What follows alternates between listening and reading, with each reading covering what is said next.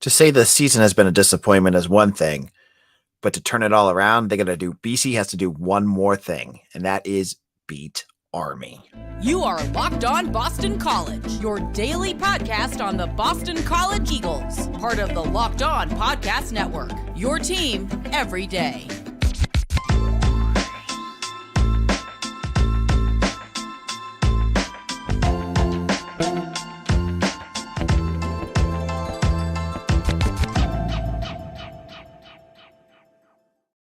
Hello, welcome. This is Locked On BC. I'm your host, AJ Black, editor and publisher of Eagle Insider, part of the 247 Network. Thank you all for listening. On today's show, we're going to talk about the Army game. We'll tell you why that's important, why the defense has to stand on their head again, and more bad recruiting news. We'll get into all of that. But let's kick this off by talking about the Army game. Now, BC heading to West Point to play against the Army Black Knights on Saturday. It's a noon kickoff. The game is on the CBS Sports Network, so make sure you find that on your TV dial before the game starts, because the last thing you want to do is searching for a channel that you just don't have. But the season for Boston College has kind of started off clearly on the wrong foot. You have the loss to NIU. You barely beat Holy Cross. You lost a heartbreaker to Florida State. You got your butt whooped by Louisville, and then you scraped by against Virginia. But the season isn't over yet. In fact, BC, they still have 7 more games left, and that's a lot of time to turn around your season and to get yourself bowl eligible. And with with 2 of the 3 tough teams in your rearview mirror, and really Miami and maybe Syracuse, the only tough teams that you have left, there's a lot of possibility still that this season can get back on track, that you can get things right. But this game against Army is going to be the point where you're going to say to yourself, oh, this team is going on they're trending towards making a bowl. Or if they don't, this team is trending towards, changes being made on the staff. I think that's what happens if they lose this game. So look at what is ahead of BC's. BC sits at 2-3. Most bowl projections, they don't have them listed yet. And rightfully so. They haven't played all that well yet. They haven't, they haven't played a complete game yet this season where you're like, oh, that's the Boston College team that I'm expecting to play. It's been hit or miss all over the place. If they win this game, they will go into their break. They have next week off at 3-3. With games against Virginia Tech, who played better last week. Kyron Drones threw for 5 touchdowns. Georgia Tech, who is playing poor, and I think they just fired one of their coordinators. You have Pitt, who is running the Phil Jakovic show right now, which is not going very well. And UConn, who I know they beat BC last year, but they're winless right now. And they're not playing the same as they did last year. They lost their starting quarterback. The kid from Maine that played against BC last year, he's gone for the year. Things are not going well there. So, theoretically, all you got to do is win 3 of those games. You're going bowling if you beat Army. Now, if you don't beat Army, now you have to win all of those games. That's a tougher sell to me. Because a lot, Pitt's on the road. UConn played you well last year. Virginia Tech is kicking things up, and Georgia Tech's on the road. That's a lot. That's going to be a little bit tougher, right? And Hafley does not have. I think he's like what? He's got a poor ACC record on the road, 4-10 or something like that. This Army game is absolutely critical to the season getting back to any sort of semblance of normalcy. If they lose this is the game to me where things could get ugly for the program if they lose it, because your pathway to a bowl game, and that I think that's got to be one of their big goals, is all of a sudden going to get a lot harder. When we talked to Mitch and I talked to Jeff Hafley, Mitch Wolf of Eagle Insider, my staff writer. Hafley he was evasive during the summer about giving what he thought would be the goal of this team. But I have to imagine it would be to make a bowl. after going 3-9 the year before. If they don't reach that goal this year, I think, as we've said on this podcast, that's when you start to decide, is the Hafley era going to come to an end? So this game, you're looking at an Army team, as we've said on this podcast, they don't run the triple option anymore. They use concepts from it, but they're not so wedded to it like they were when Jeff Monken took over the team. And when we saw them in 2012, when that disaster. But they are going to be run heavy. It's the amount of passes I think I've seen, is 15 in a game out of, like 60 plays or something like that. They are still very, very run heavy. So you're going to see a lot of that. And it's going to be, we'll talk about in the next segment, why the defense has to play up. And, this has to be a game you win, but it's scary. It's scary because Army is a tough out. No matter what their record is, Army plays everyone tough. It's the level of guys that they bring into that program. They bring in dudes. They bring in dudes that are going to be, that are soldiers. And soldiers are hard to beat. You know what I mean? This isn't like just football kids. These are guys that they have a military mind frame, and they're going to be tough. So BC is going to have their best game of the season. And in a moment, I'm going to tell you why there's one specific group that's going to have they're going to have their biggest game of the year. And I'll explain why in just a moment. Now, if you know me, I love my bird dogs. I'm wearing my blue ones right now. I actually just washed about 4 pairs of them because I have so many bird dogs, and they're keeping me going during the fall. I'm going to keep wearing them during the fall because I'll go with my hoodies or a sweatshirt to go with my bird dogs because I don't want to take these off. They're stretch khaki shorts. They're designed to fit slimmer through the thigh and leg and give you a sculpted look. And they're so much better than regular shorts. They have anti-stink sweat wicking fabric that keeps you cool and dry all summer long. So go to birddogs.com/lockedoncollege to enter promo code LockedOnCollege at checkout for a free Bird Dogs water bottle with your order. That's birddogs.com/lockedoncollege for a free water bottle at checkout. You won't want to take off your bird dogs. We promise you. Locked On BC, AJ Black. And we're moving on to Army. And just so you guys are aware, on tomorrow's show, Mitch is going to come on and talk a little bit about Army schematics in terms of what they do. And I think he specifically wanted to talk about their defense. And if you want to know about scheme, Mitch Wolf of Eagle Insider is the guy that you want to hear from. So the defense, this is what I wanted to talk about next. And Boston College, when they played against UVA last week, we have said on this podcast, they had and Pro Football Focus agreed with me, they had their best defensive game of the season. They had a relentless pass rush. They had 4 sacks and it was 8 or 9 hurries. They were hitting Tony Muskett all over the place. And then after the initial first drive, they let up the Hail Mary pass, and that was about it. The other touchdown, I think, was on a short field.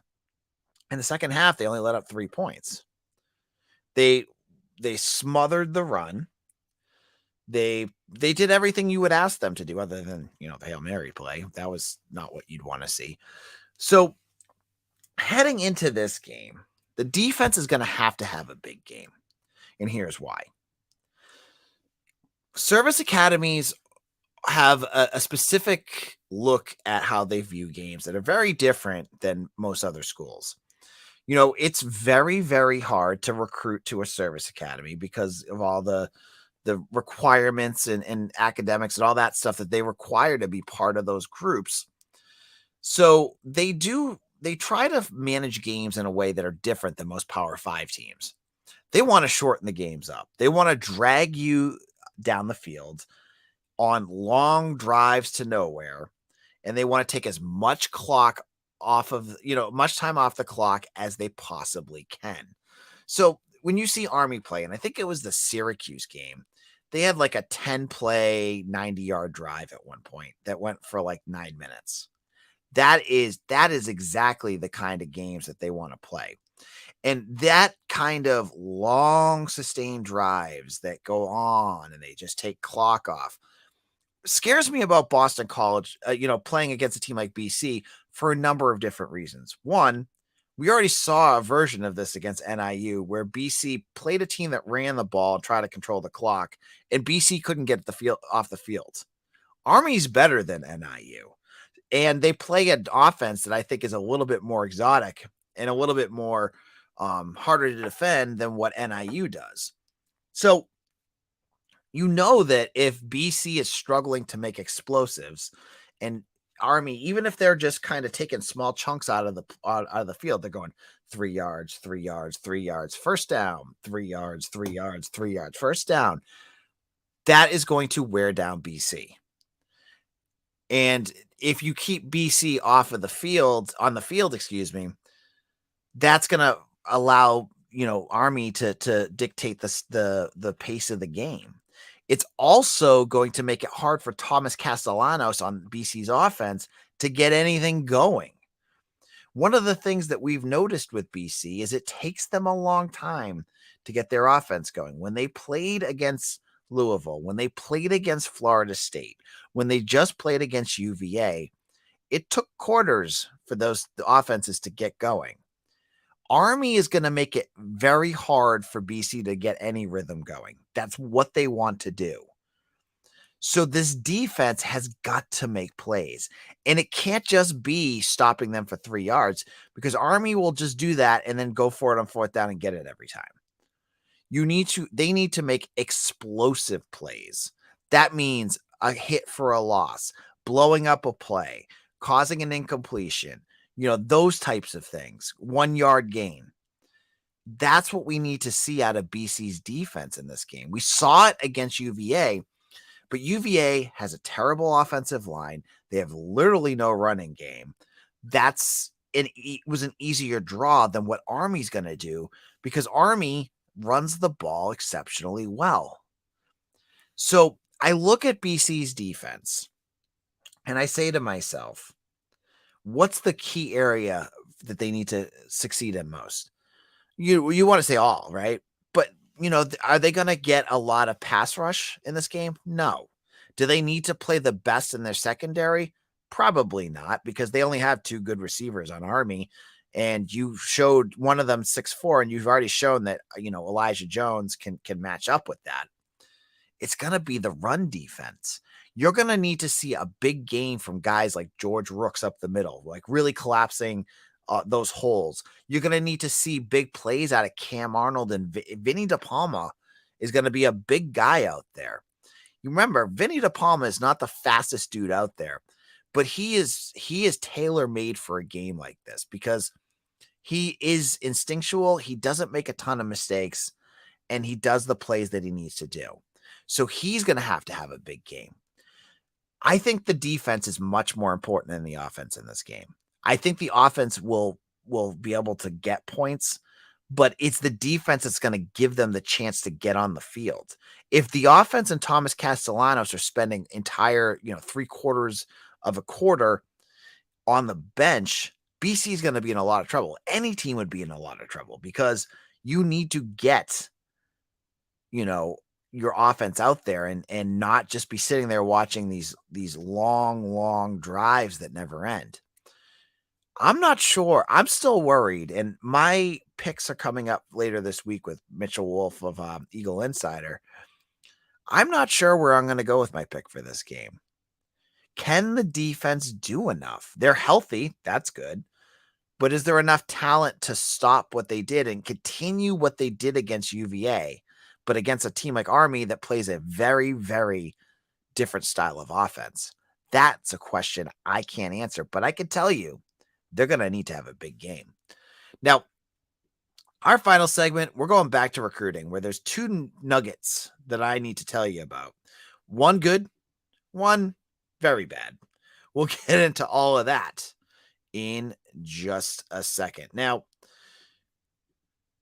FanDuel is the official sportsbook partner of the NFL. And right now, new customers get $200 in bonus bets guaranteed when you place a $5 bet. That's $200 in bonus bets, win or lose. If you've been thinking about joining FanDuel, there's no better time to get in the action. There's NFL bets. If you don't live in the state of Massachusetts, I saw Army's the favorite in this game by I think 3.5 last I checked on FanDuel. You make a wager on that, or you look at the MLB playoffs. There's all different things that you can be looking at on FanDuel. And the app is so easy to use. There's a wide range of betting options, including spreads, player props, over-unders, and more. So visit FanDuel.com/lockedon and kick off the NFL season. FanDuel, the official partner of the NFL. Locked on BC, AJ Black here. And let's get into some recruiting news. Again, it's been coming hot and heavy over the last 24 hours. So on yesterday's episode, I was going live and I was joking after talking about Josiah Martin. I was like, Cedric Cobb's the only other wide receiver, but who knows? Maybe he'll decommit. And then he decommitted while I was recording, and one of you great listeners put that on the comment section. So I talked to BC. I got to talk to some of my sources, and they were surprised by it. And then I got a call back again. They were like, he's going to recommit, and he did. So Cedric Lott is still committed to Boston College. That's a positive. The fact that he decommitted makes me a little wary that this will just happen again, and we're kind of just delaying the inevitable here. If he's already thinking that, then why won't he think that again? I'm not sure why he did. Sometimes, when situations like this happen where they decommit and then they come back, remember, these kids are getting a lot of advice from coaches, family members, people that they trust. He may have just got some advice from someone that pushed that, and then he was like, I don't think I made the right move, and then backed off on it. I think it's as simple as that.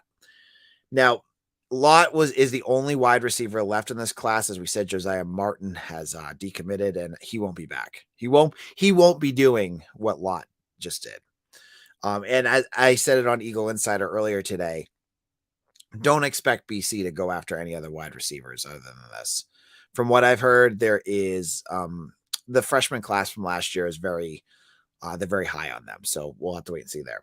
Now, the bad news continues. And again, I'm not surprised. I don't think any of you are surprised that there's decommitments happening. I think it's odd that it's all kind of coming in after the UVA win, because you just won a game in front of a pretty good crowd. But Desmond Stevens decommitted, and this one hurts even more because he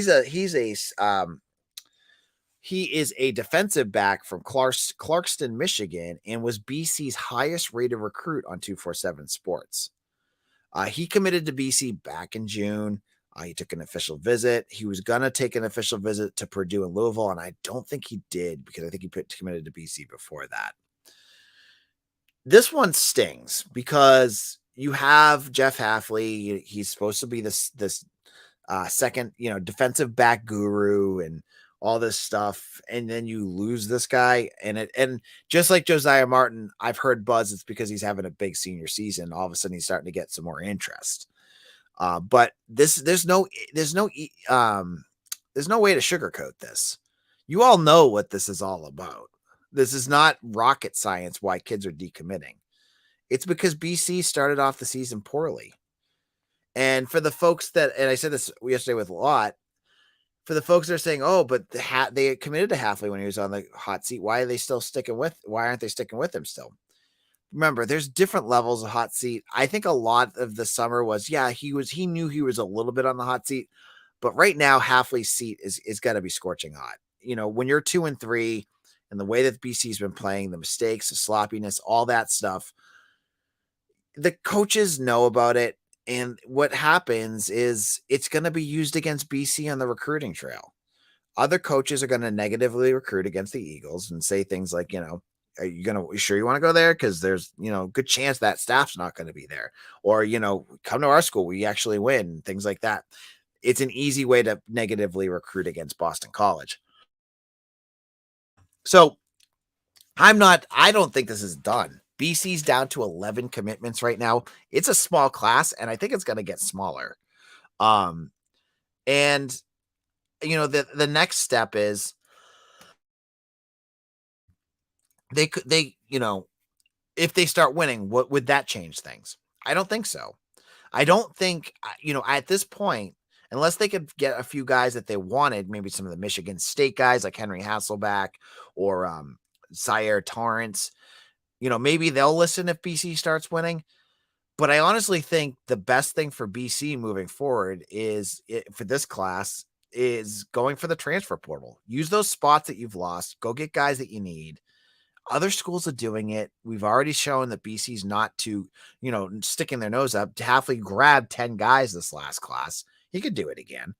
And if BC struggles again, I mean, I don't know how bad this will get in terms of their class, but I could expect the numbers to get into single digits easily.